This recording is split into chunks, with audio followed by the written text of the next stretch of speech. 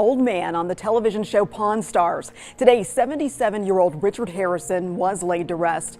13 Action News reporter Austin Carter was there as they all said their final goodbyes. Pawn Stars made history as one of TV's biggest reality hits. But behind all those vintage guitars and Civil War memorabilia, there's been some genuinely dark stuff going on with the cast. We're talking deaths, arrests, and family drama that would make any reality show jealous. So, today, we're going to talk about the Pawn Stars cast members who've died or ended up behind bars. And trust me, some of these stories are way more intense than anything you've seen on the show. All right, let's get into it. The old man's goodbye. Let's start with the loss that hit fans the hardest. The death of Richard "the Old Man" Harrison. If you watched Pawn Stars at all, you knew the old man. He was the grumpy grandfather figure who co-founded the Gold and Silver Pawn Shop with his son Rick back in 1989.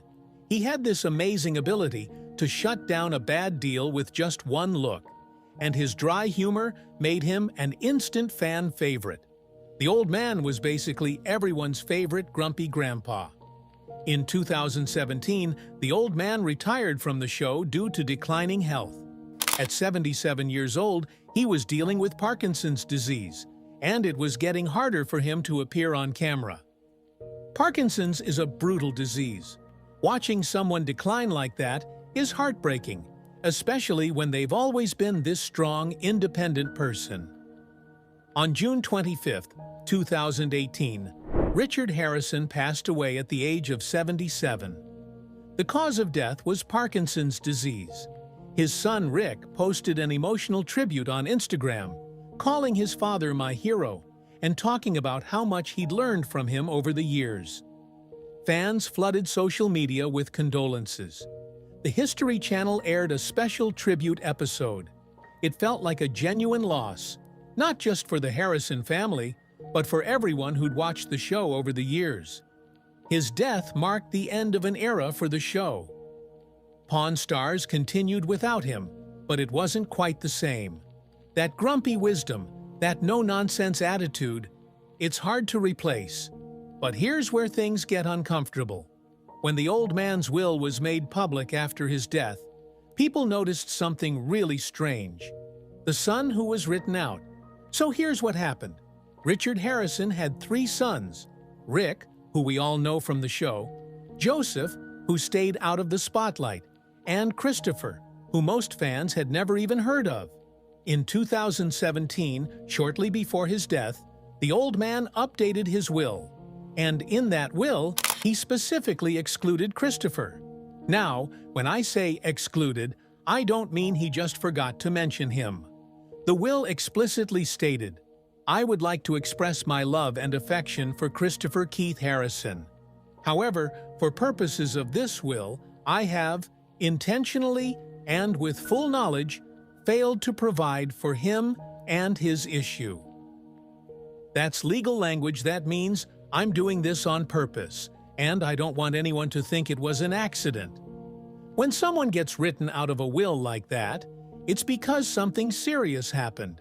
You don't accidentally disinherit your own child. Christopher was never on Pawn Stars.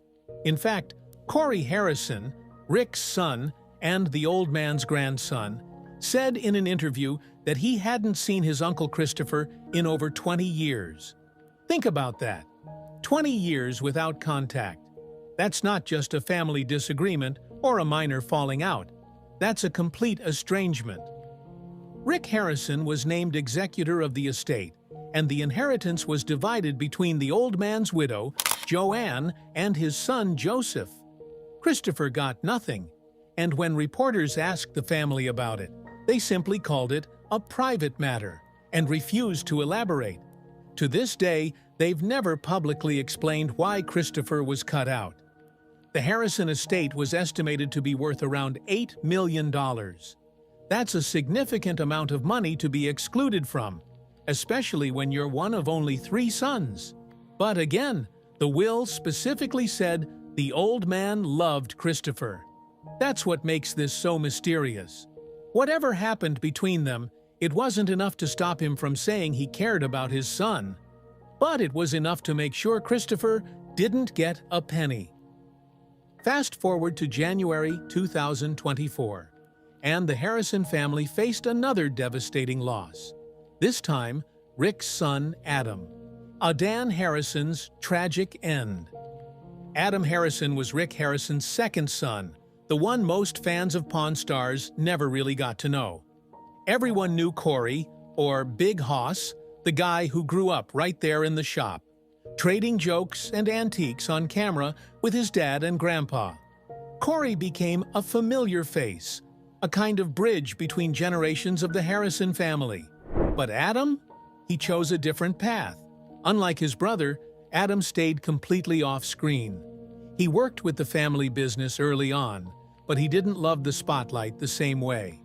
He preferred a quieter life, one without the cameras, the negotiations, or the fame that came with reality TV. People who knew him described him as kind, funny, and independent.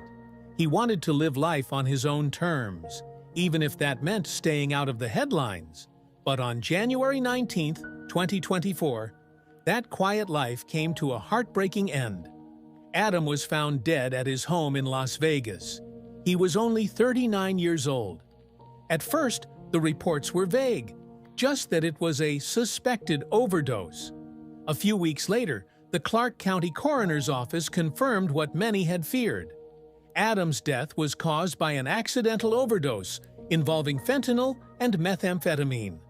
The coroner made it clear there was no sign he meant to take his own life. It was a tragic accident, the kind of story that's become far too common these days. Rick posted a heartbreaking tribute on Instagram. "You will always be in my heart. I love you, Adam." Just a simple message from a father who'd lost his son way too young. The family released a statement saying, "Our family is extremely saddened by the death of Adam. We ask for privacy as we grieve his loss." They didn't do interviews. They didn't make a big public spectacle of their grief. They just asked to be left alone. The History Channel announced that Adam's death wouldn't be addressed on Pawn Stars. They made the decision to respect the family's privacy and not turn their personal tragedy into a storyline on the show. Some people appreciated that choice. Others thought it was weird to just pretend it didn't happen. But ultimately, it was the right call. Rick was dealing with unimaginable pain, and the last thing he needed was cameras in his face asking him how he felt about losing his son. So that's 2 deaths in the Harrison family within 6 years. But they weren't the only cast members dealing with tragedy. Chumlee's father and childhood friend. Before we get to the arrests, and trust me, we'll get there, let's talk about some other deaths connected to the show. Specifically, Austin Chumlee, Russell's father. Chumlee's father died just weeks before Pawn Stars premiered in 2009. He died of pancreatic cancer at the age of 54. This deeply affected Chumlee. He was about to become a TV star, the show was about to premiere, and his dad wasn't going to be there to see it. His father never got to see him become famous, never got to see the success that was coming. That kind of timing is cruel. Chumlee has talked in interviews about how his dad's death made him realize he needed to take his own health seriously. At the time, Chumlee weighed over 350 pounds. He was eating poorly, not exercising, basically on the same path his father had been on. Years later, Chumlee decided to do something about it. He got gastric sleeve surgery and eventually lost over 160 pounds, going from 350 down to around 190. That's a massive transformation. He's talked about how his father's death was one of the motivations for that change. He didn't want to end up dying young like his dad did. For those who don't know, Chumlee grew up as Corey Harrison's childhood friend. That's how he ended up working at the pawn shop in the first place. They'd been friends since they were kids, and when Corey started working for his dad and grandpa at Gold and Silver, he brought Chumlee along. Chumlee started working there when he was 21, doing odd jobs, buying and selling, becoming part of the shop's personality. When the show premiered, Chumlee became a breakout character. He was the comic relief, the lovable goofball who didn't always know what he was talking about but made you laugh. Fans loved him. He became more recognizable than Rick, or the old man in some circles. That kind of sudden fame is a lot to handle, especially when you're grieving. But Chumlee's story takes a much darker turn when we talk about his legal troubles. And, honestly, his case is probably the most shocking one connected to Pawn Stars because of how it all went down when the police raided Chumlee's house. All right, so now we get to the arrests. And Chumlee's case is probably the most shocking one because of how it all went down. March 9th, 2016. That's the date that changed everything for Austin Chumlee Russell. Police showed up at his Las Vegas home with a search warrant. They weren't there for drugs. They weren't there because of some traffic violation. They were there investigating a sexual assault allegation that had been made by someone who worked at the gold and silver pawn shop. Now, this is important, so let me be very clear. Chumlee was never charged with sexual assault. That investigation is what brought police to his door, but his attorney later confirmed he was cleared of that allegation. The sexual assault case was the reason for the search warrant, but in the end, it was what they found during the search that got him in legal trouble. Because when police searched Chumlee's house, they found way more than they were looking for. They found methamphetamine, crystal meth. They found marijuana. They found Xanax without a prescription. They found evidence of possible cocaine use. And they found multiple firearms. Chumlee was arrested on the spot. Here's where things get really serious. He was initially charged with 20 felonies. 19 of those charges were for drug possession. The 20th charge was a felony weapons charge, specifically prohibited person in possession of a firearm. In Nevada, if you're in possession of certain controlled substances, you're legally prohibited from having guns.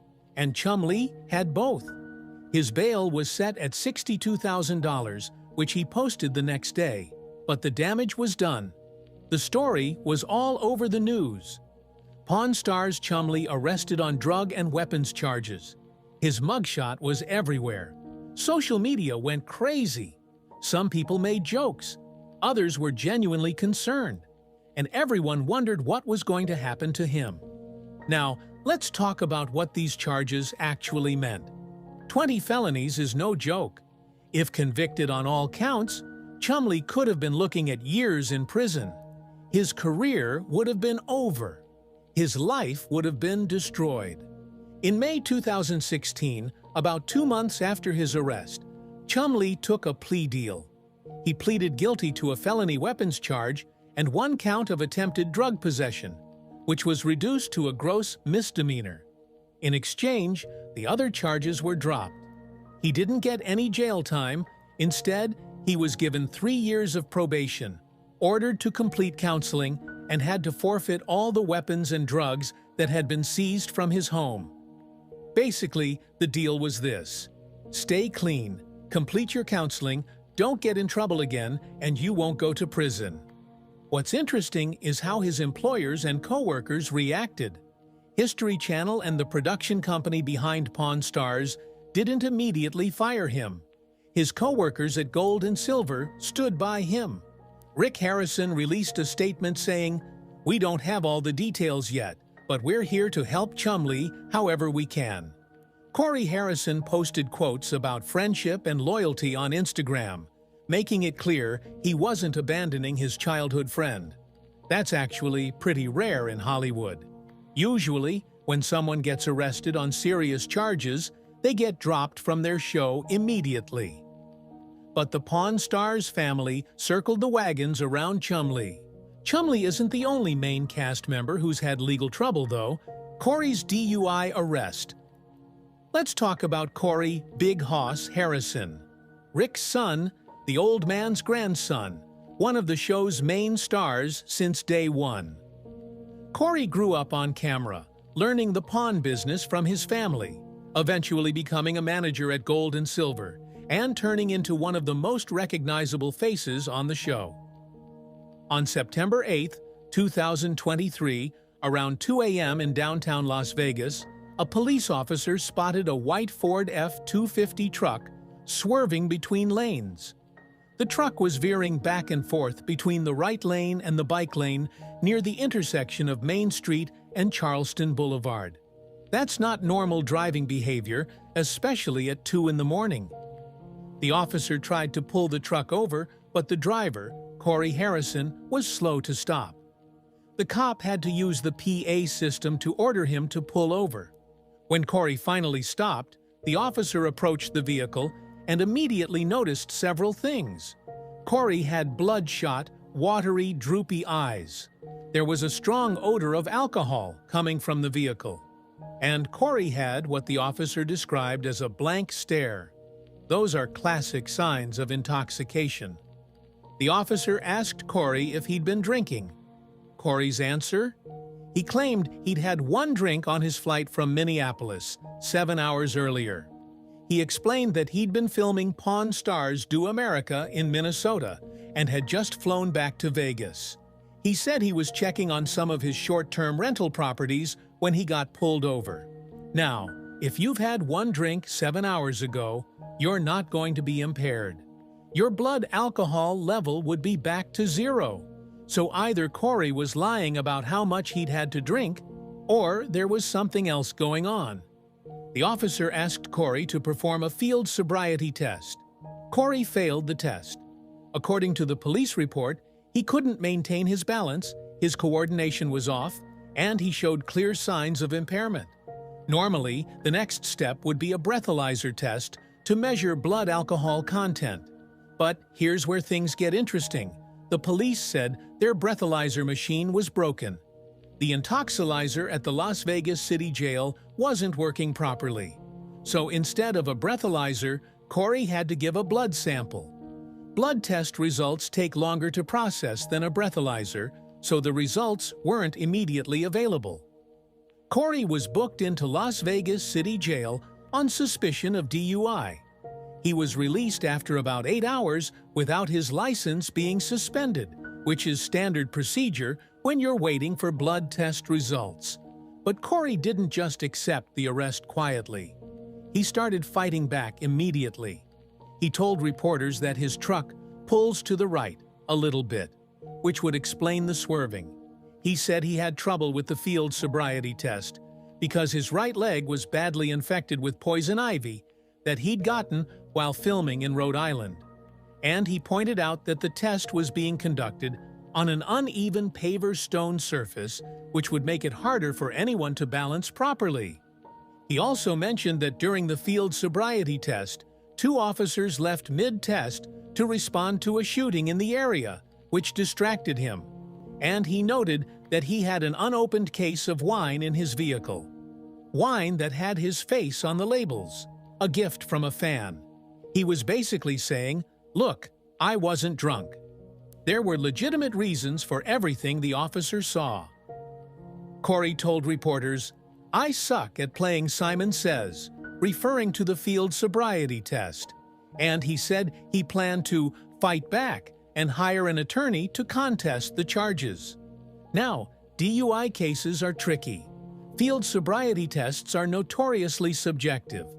One officer might look at your performance and say you passed. Another might say you failed. There's a lot of room for interpretation. And if the breathalyzer really was broken, that's a problem for the prosecution. Blood tests are more accurate, but they can also be challenged in court. The outcome of Corey's DUI case wasn't widely publicized. We don't know if he ended up pleading guilty, taking a deal, or if the charges were dropped. What we do know is that he's still on Pawn Stars, still on Pawn Stars Do America, and still working at Gold and Silver. So whatever happened legally, it didn't derail his career. But this wasn't Corey's first arrest. Back in 2011, he was arrested at a bar for pushing a deputy and a security guard during a fight. According to reports, Corey had been drinking and got into some kind of altercation. Police arrested him, but they let him go once he sobered up. No charges were filed. And even before Pawn Stars premiered, Corey had a run-in with the law. In 2006, he was charged with possession of drug paraphernalia. The details of that case are sparse, but it suggests that Corey's had his share of legal issues over the years. So that covers the major arrests. But let's zoom out and talk about what all this means for reality TV, for the people who become famous because of it, and for the families who end up living their lives in the public eye. The reality of reality TV. So we've covered deaths and arrests. We've talked about the old man passing away from Parkinson's, Adam Harrison dying from a fentanyl overdose, Chumlee facing 20 felonies, and Corey getting arrested for DUI. Let's take a step back and think about what this tells us about reality TV and the people who become famous because of it. Pawn Stars premiered in July 2009 on the History Channel. At the time, reality TV was already huge. Shows like American Pickers and Storage Wars were finding massive audiences by taking niche subjects and making them entertaining.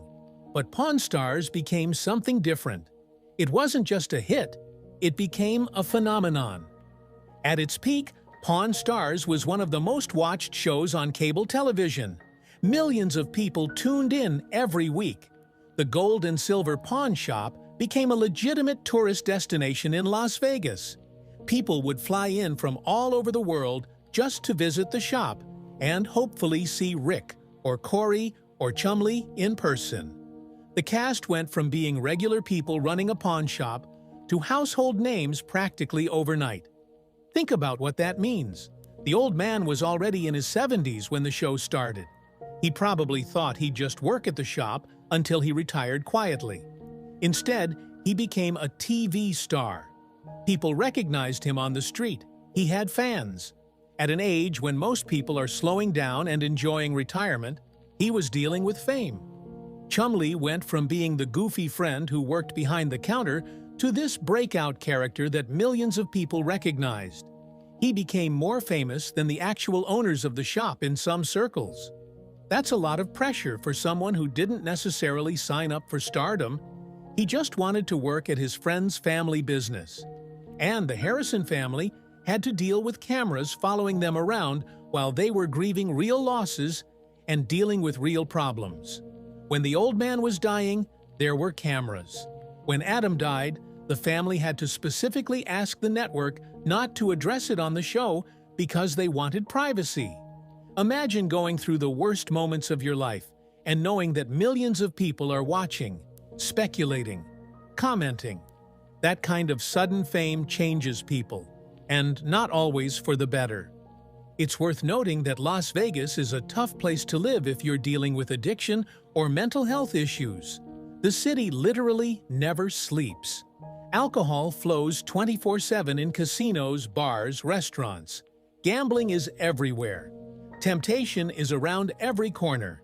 For someone who's struggling, Vegas can be a nightmare. Adam Harrison died from a fentanyl and meth overdose. Chumlee had meth, marijuana, and Xanax in his house. Corey got pulled over for suspected DUI. These aren't isolated incidents, they're part of a pattern. And that pattern suggests that life behind the scenes of Pawn Stars hasn't been as fun and lighthearted as what we see on TV. Let's talk about the business side of things for a second. Before Pawn Stars, Gold and Silver Pawn Shop was struggling. They were doing okay, but they weren't making millions. The shop had been around since 1989, and they'd built a solid reputation in Las Vegas, but they were still just a local business. Then History Channel came calling. They wanted to make a show about the pawn shop business, and they thought the Harrison family had the right mix of personalities to make it work.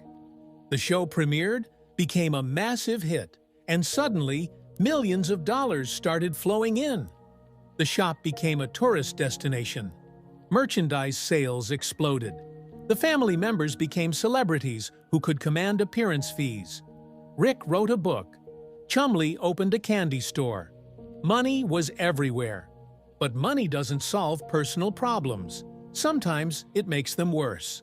When you suddenly have more money than you've ever had, it can amplify whatever issues you already had.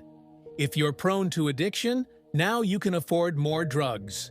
If you have impulse control problems, now you can act on those impulses. If your family relationships were already strained, money can make those tensions even worse. And let's talk about what reality TV actually is. It's called reality TV. But it's not really reality, is it? They're filming hours and hours of footage and cutting it down to 22 minutes of television. Producers are deciding which moments to include and which to cut. They're crafting storylines, manufacturing drama, creating narrative arcs. The show needs drama to keep people watching, but the drama is coming from real people's real lives.